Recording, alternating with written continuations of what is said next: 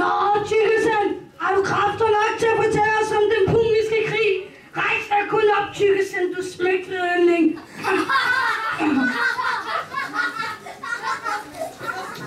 Luk kun dit heldige gab op, og sprit dine ømpelige kundskaber ud.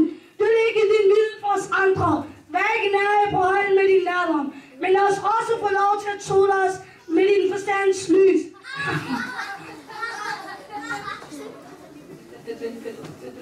Den puniske krig begyndte i år 218 før vores tidsregning. Stop! Det er skrækkeligt!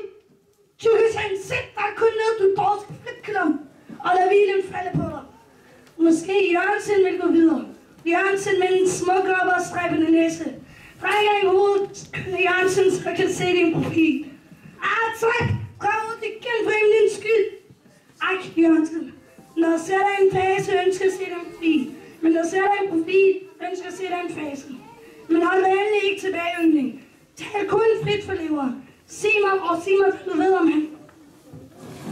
Hannibal Barca var ledet af en politisk krig, der foregik fra 218 før Kristus til. Men stop et øjeblik, Jørgensen. Når jeg ser på din næse, bliver mit sårlighed bange for, at en dag en mand komme og sætte sin frække på den.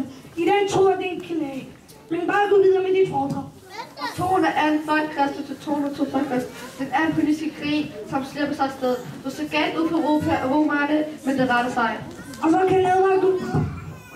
Den anden politiske krig, den kæmpes mellem Rom og Karthago, var den vigtigste af de tre krige mellem disse to magter. I det den afgjorde Roms fremtid stormagt.